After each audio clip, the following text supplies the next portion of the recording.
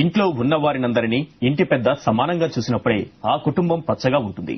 పెద్ద కొడుకును ఒకలా, చిన్న కొడుకును మరోలా చూస్తే సమస్యలు రాకుండా ఉంటాయా? పచ్చని కాపురం ముక్కలవుతుంది. ఎవరికి వారే అన్నట్లు వేరుపడిపోతారు. ఆంధ్రప్రదేశ్ విషయంలో సరిగ్గా జరిగింది ఇదే. ఒప్పందాలు, రక్షణలు ఎన్నున్నా రాష్ట్రమంతా ఒక్కటే అన్న భావనను పాలకులు కలిగించలేకపోయారు. దాని ఫలితమే ప్రత్యేకవాదం. ఒకటేమో బ్రిటిష్ పాలనలో అభివృద్ధి చెందిన ప్రాంతం, మరొకటి నిజాం నిరంకుశ పాలనలో నలిగిన రాజ్యం. ఈ రెండింటికి ముడిపెట్టారు.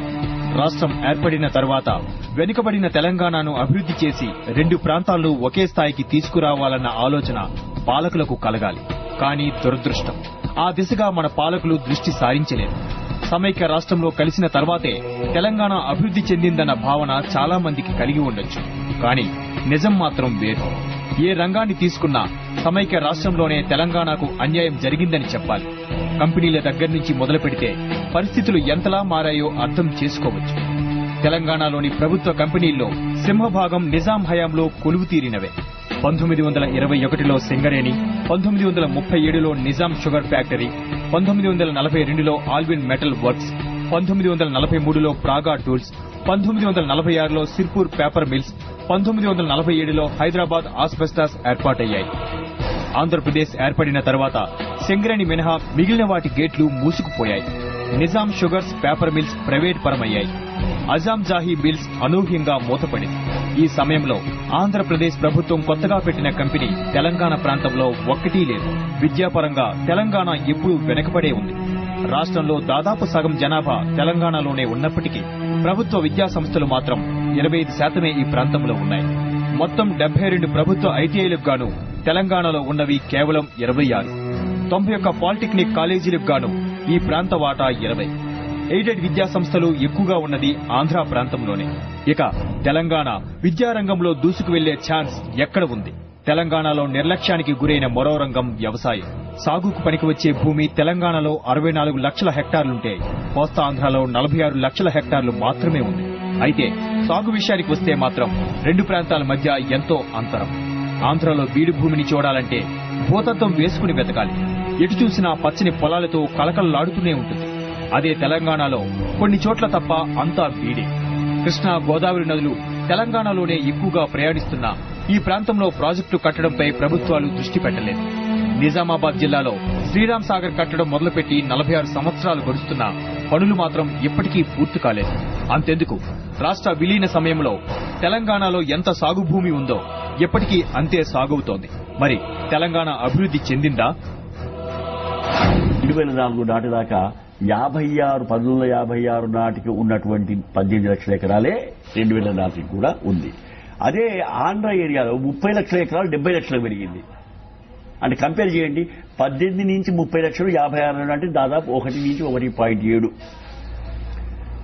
1:1.7 56 నాటికి. ఇది ఇక్కడికి వచ్చే వరకు 2004 నాటికి వచ్చే వరకు 1:3.7 అయిపోయింది. అంటే ఎంత డిఫరెన్స్ ఉందో చూడండి. తర్వాత ఏమన్నారు, మన ఈయన వచ్చారు, ఎవరు, మన రాజశేఖర రెడ్డి గారు వచ్చి ఆయన చూసి చాలా పొరపాటు జరిగింది, ఈ జలయజ్ఞం కార్యక్రమం ద్వారా మిమ్మల్ని మేము సెట్ చేస్తా ఉన్నారు.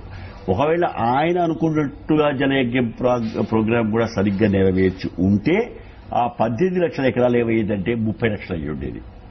ఇది ఆయన అనుకున్న ప్రోగ్రామ్స్ అన్ని సెట్ చేసి ఉంటే అక్కడ 70 లక్షల ఎకరాలు 107 లక్షలు అవుతుంది.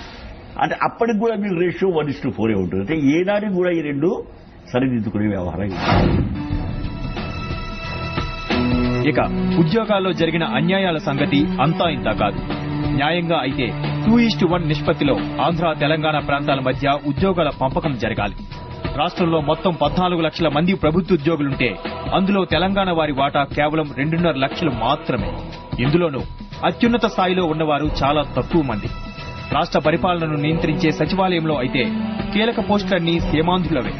రాష్ట్రం ఏర్పడినప్పటి నుంచి ఇప్పటి వరకు ఒక్క అడ్వకేట్ జనరల్ కూడా తెలంగాణ ప్రాంతానికి చెందినవారు కాకపోవడం ప్రభుత్వాల తీరుకు అద్దం పడుతోంది.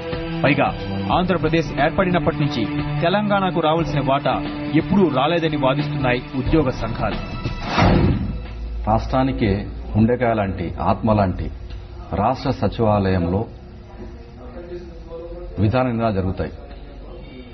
విధాన నిర్ణయాలు జరిగేటువంటి రాష్ట్ర సచివాలయంలో తెలంగాణకు సంబంధించినటువంటి తెలంగాణ ఉద్యోగులకు భాగస్వామ్యం చేయకుండా ఈ విధాన నిర్ణయాలు అమలు జరిగేటటువంటి శాఖాధిపతుల కార్యాలయాల్లో తెలంగాణ ప్రాంతానికి భాగస్వామ్యం లేదు.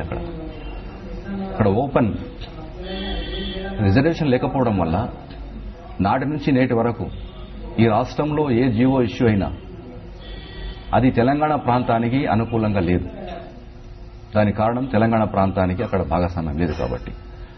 మరి ఆనాటి నుంచి అన్ని జీవోలు, అన్ని కమిటీలు కూడా తెలంగాణ ప్రాంతానికి, తెలంగాణ ప్రాంతానికి సంబంధించినటువంటి ఉద్యోగాల్లో వివక్ష జరిగింది, అన్యాయం జరిగిందని 69లో జీవో 36 25,000 ఉద్యోగాలు, 85లో 59,000 ఉద్యోగాలు తెలంగాణ ప్రాంతానికి నష్టం జరిగింది. తెలంగాణ ప్రాంతంలో అన్యాయంగా ఆంధ్ర రాయలసీమ ఉద్యోగులు చేరించే చాలా స్పష్టంగా చెప్పడం జరిగింది.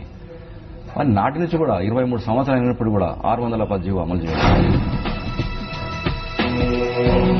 రాష్ట్ర ఆదాయంలో దాదాపు 45% తెలంగాణ ప్రాంతం నుంచే వస్తోంది. ఇదే సమయంలో ఇక్కడ ఖర్చు పెడుతున్న మొత్తం మాత్రం కేవలం 28% మాత్రమే. అంటే 17% నిధులు ఎక్కడికి పోతున్నట్టు. తెలంగాణను అభివృద్ధి చేశామని ప్రభుత్వం చెబుతుండొచ్చు, కానీ నల్గొండ జిల్లాలో ఫ్లోరైడ్ సమస్యను 50 ఏళ్లుగా ఎందుకు తీర్చలేకపోతున్నారు? రాష్ట్రంలో జరిగిన రైతు ఆత్మహత్యల్లో ఎక్కువగా తెలంగాణలోనే ఎందుకు జరిగాయి? సిరిసిల్ల చేనేత కార్మికులు ఎందుకని ఆత్మహత్యలు చేసుకోవాల్సి వస్తోంది? ఇలా సమాధానం దొరకని ప్రశ్నలు ఎన్నో. పైగా తెలంగాణకు న్యాయం చేస్తామంటూ ఇచ్చిన హామీల్లో ఒక్కదానిని పాలకులు అమలు చేయలేకపోయారు. ఒప్పందాన్ని ఉల్లంఘిస్తే ఎవరైనా ఏం చేస్తారు?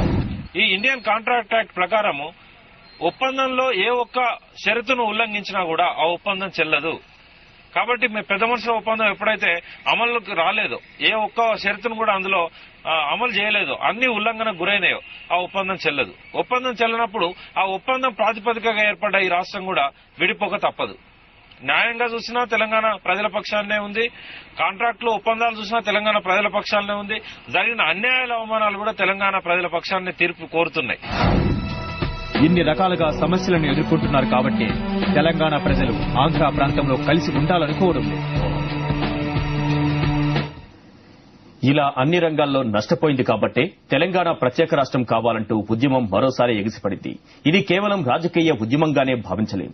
ప్రజల నుంచి, ముఖ్యంగా విద్యార్థులు, ఉద్యోగస్తుల నుంచి తీవ్రస్థాయిలో ప్రతిఘటన ఎదురవుతోంది. ఇప్పుడు కూడా ప్రత్యేక రాష్ట్రం ఇవ్వకపోతే పరిస్థితి మరింత ఆందోళనకరంగా తయారవుతుంది.